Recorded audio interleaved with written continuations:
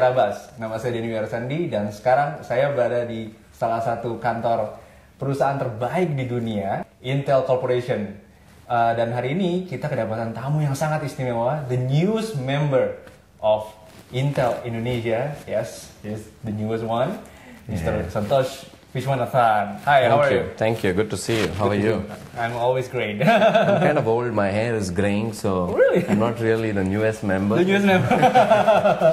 Before you actually appointed as the country manager in Indonesia, and you work for Intel, right?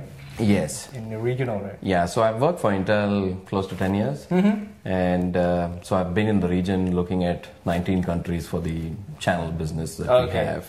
Then I've been in India doing multiple amount of roles in India and looking at South Asia as well. South Asia, okay. So more into the region, right? Correct. So what do you see actually in Indonesia as a market for IT today?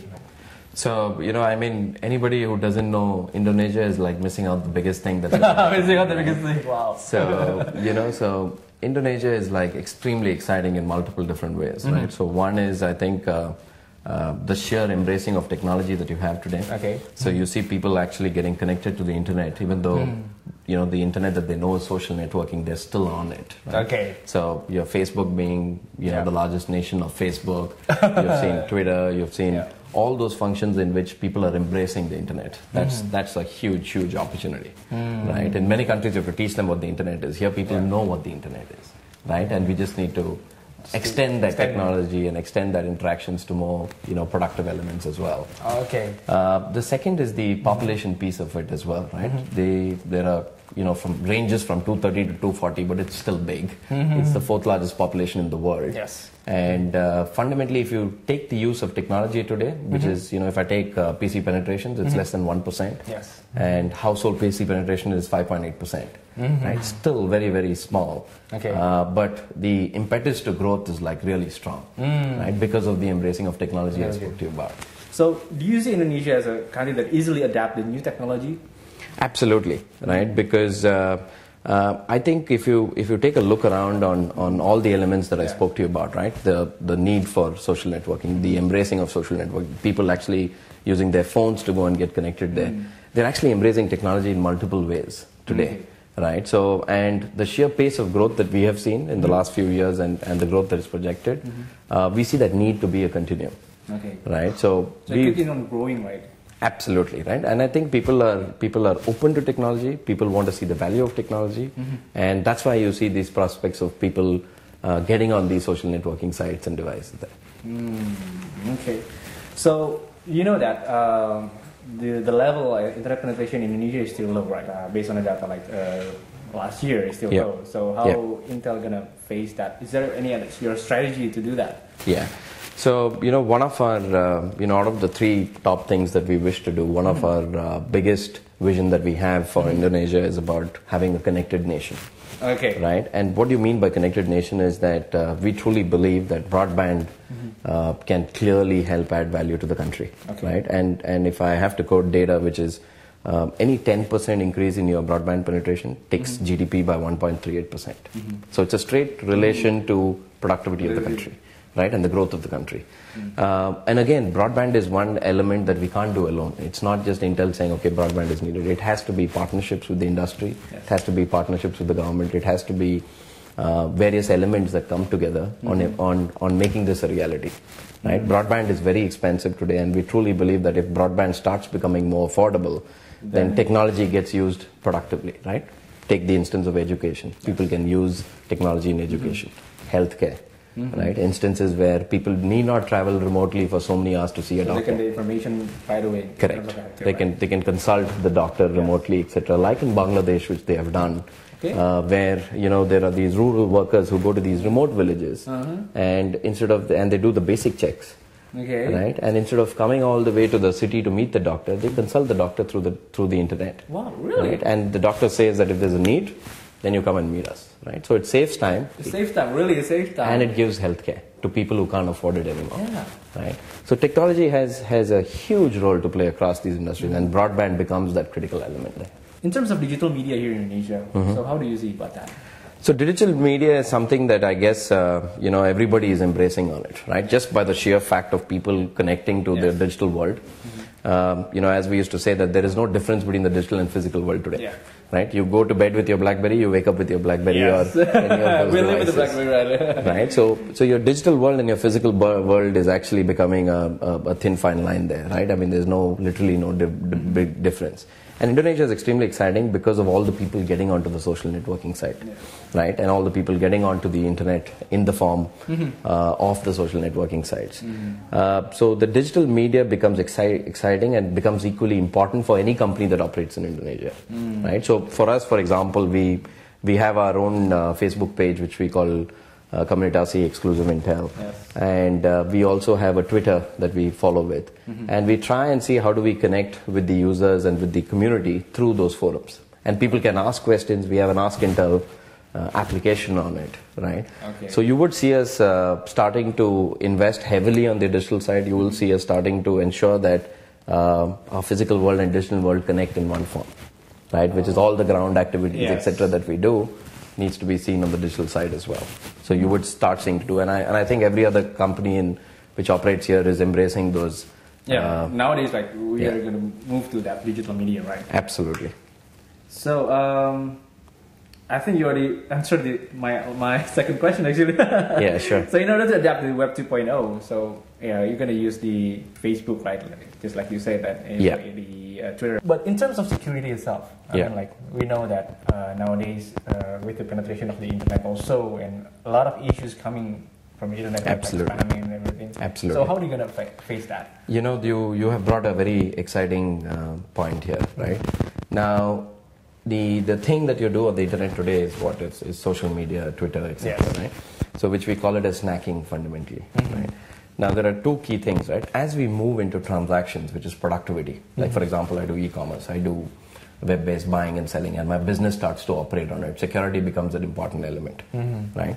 And critically, if there are 2-3 things that is needed for security, one is to have the secure infrastructure and the software and all those protections around it. Second is broadband. Okay. You need to have a stronger bandwidth and broadband to enable secure functions on when consumers get on the internet. So it comes back to the critical need of having a strong broadband in the country and having it affordable in the country, so that services like these can really take off. Right? Today those services are restricted, right? Because you can't. But security, extremely important. If my physical and digital world is becoming one, as much as I prefer security in my physical world, I want it in my digital world. Right? And that becomes extremely important. And Intel works on products which are highly secure on the hardware-based security that we offer. And now with the McAfee acquisitions that you know about, we would try to integrate more of the software functions as well and see how do we scale. So, well, I actually know that Indonesians are very famous in social media, right? Yeah. So, what benefits that you know about social media in Indonesia? So there's, I was just reading an article on I think it was on The Economist, which talked about Twitter actually helping the Mount Merapi explosion and victims, right? So there is a forum in which they said, okay, I need to make food for these people and I need help. And it was a tweet that was sent out, right? And there was this huge set of people who came and actually helped and made that food in 4 hours of time, right? Now that's exactly the power of social media, right? For a cause, which was a disaster, which was a problem that occurred, and technology and social media helped to resolve it. Right? So social media becomes extremely critical. It's a form of communication. It's a form of networking. It's a form in which people can actually reach out to a larger audience, right? And that's an exciting element of it. But the fact is, social media will start moving more visual now. The internet is moving more and more visual now, and that's where your performance of your PCs, your systems, etc., in which you access becomes more and more important. Right? So our second generation core today, well, the one that we just launched, addresses exactly that need. Right? It gets you the visual side more interactively on your device that you're using. Okay. So about the launch that you actually launched a couple of weeks ago, right? Yes. So can you tell us about that, about the new technology of Intel? Yeah, I think it was one of the most exciting launches that I've had. It is the best processor that we have made ever. Right? And the interesting element of the second generation core is that this is the first time that the graphics is embedded into the Yeah, main I saw that. Yeah. right? So you don't have a separate, you don't need to go and invest in a separate graphics card. Yeah. It gives you stunning graphics on that same processor, which is there, right? So apart from your performance and your smart performance, which we call it, because the PC today can scale depending on your needs. And that function is called turbo that we say, right? So if you're using something intensive, it goes up. When you're using something that is not intensive, it comes down, right? So the PC is more smarter today. So you're focusing actually on the rich media right now, right? Absolutely. So it's visible and it's smart, right? So it makes your world visual. That means you can see high definition video, 3D, HD playback, all those great visual things that you can see becomes much more real in your world on the PC. And plus, it becomes smarter in optimizing your performance. Okay. Right? Because consumers today are not really looking at saying that, hey, I need a performance that is, flat. They want a performance that scales depending on their needs. Depending on the needs. Right? And that's what this exactly does. So in terms of your strategy on the latest Intel technology, what's going to be your strategy in Indonesia? So if you're asking what our vision from an Indonesia perspective is, I think it comes to three critical areas, right? Okay. So the first one I spoke to you about, which is the broadband and the need for broadband. So we would work with the industry, and we would work with the government and with all the associations to try and see how do we make that a reality. Okay. And one of the big elements that we would help in is that we have worked with multiple countries and multiple governments across the planet, right? Yeah, and we can share those best practices so that we don't need to reinvent the wheel. Yes. Right? So we can work on what's already proven, and that's one element that we would definitely do. Okay. The second piece is about the use of PC and the use of technology in areas that has been untouched today, right? Which basically means the excitement of PCs. Education, right, is one of those areas where we believe that PCs can make a big difference to the children's education, right? So there we have a program called the Intel Teach, which we run today. Oh, okay. And to date, we have actually trained 50,000 teachers in Indonesia. Oh, okay, so you engage actually with the teachers in Indonesia. Correct. So we have a curriculum. So remember, if a child has to learn, the teacher has to know first. Yes. Right? Otherwise, the child can never learn. Yeah. So our first step is towards the teacher. Right? And we actually have a curriculum that has a basic course, has an advanced course, all in Bahasa, which is there. Okay. And we actually have people who go and start training those teachers on use of technology, right? To ensure that their children, how do you teach using technology? How do you enable their lives? How do you improve their lives, etc. And so you enrich the teacher, right? correct, right? So that the teacher is comfortable using technology. Yes. Right? And we have also taken that course and put it online today. Right? So from last year, August, you will see this course, available online. Okay. Which means any teacher who has an MOE registration can actually go and access that. Right? And they can get a certification from the MOE as well on that. Right? So that's the elements that we are doing from an education perspective, and take technology in the education space. Okay. Right? And the last piece is about the local community and the content and those pieces that we would love to work on. Right? Because we truly believe that the local developers and the local content, etc., becomes much more critical for the usage of these devices. Right? So we would have a active engagement in terms of working with the local industry, whether it's on the product side, whether it's on the content side, and try and see how do we bridge and bring them together. And you also mix up with the social media, right? Correct. Social media and the internet and online is integral part of anything that we do. Okay. Right? And that would be the DNA in which we would fundamentally work on. Right? So you can't miss that piece. Okay? Okay. Well, thanks a lot for today. Thank you so much for coming. Yes. And it's been a pleasure talking to you. Thank you. Kita telah menyaksikan Webicara Buzz hari ini. Untuk saran dan komen silahkan aja langsung aja ke webicara.com.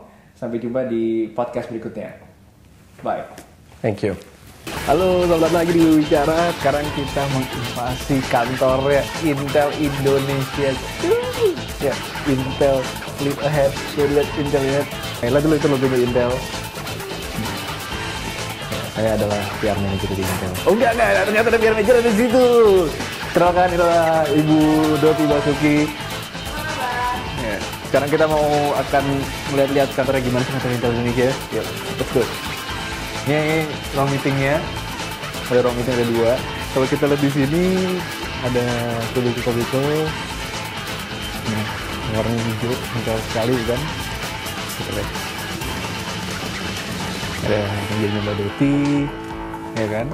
Lalu juga di sini mainannya Intel, mainannya Mas David.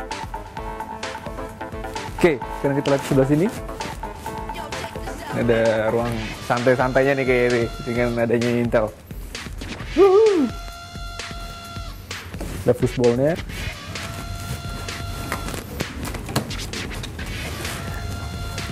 Itu ruang meeting. Yep, that's it.